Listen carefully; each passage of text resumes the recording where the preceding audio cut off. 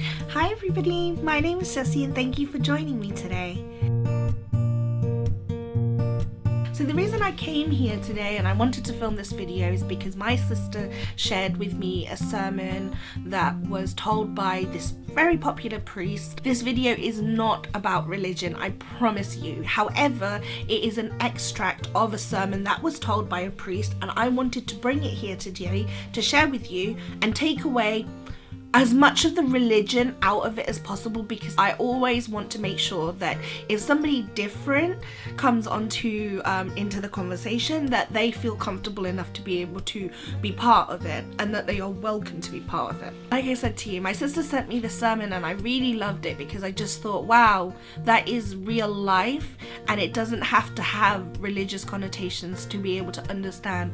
So his name, by the way, is Reverend Joseph Fidel A. Rohrer. The title that he introduces us to is "A Real Good Person Fights Back as Well." It then follows with "There's always room for improvement." To me, that's telling me that yes, you can be a good person, but it doesn't mean that you become a doormat. It doesn't mean that everybody can walk all over you and treat you how they want to treat you. So he says there's always room for improvement, that in order to improve ourselves and be complete, we have to be shrewd as serpents and simple as doves. Now, when I say the word snakes, all of the negative connotations come to your head. I don't want to hear that you're saying no, because it's true. My instinct first went, well, we are being encouraged now to act like snakes, when all of our lives we're told to act nice, to be good, to be kind. Actually, sorry, quick break.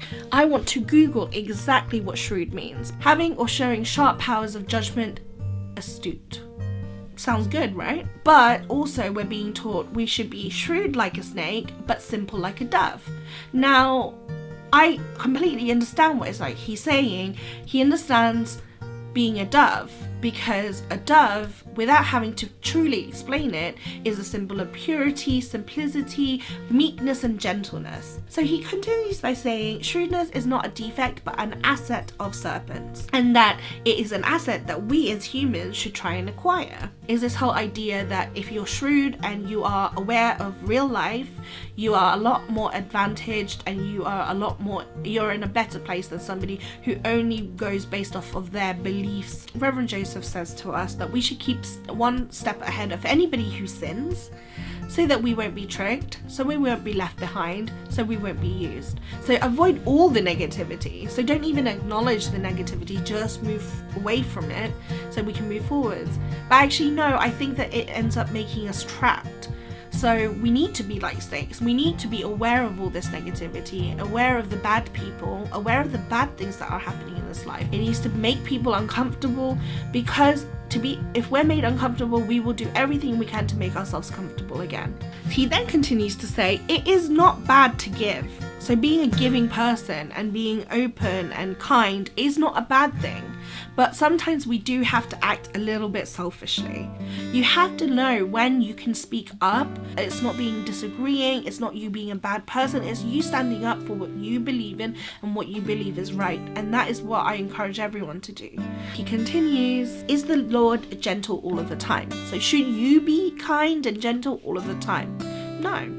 There are times when he's also like a lion, in order to help correct somebody who's doing something wrong.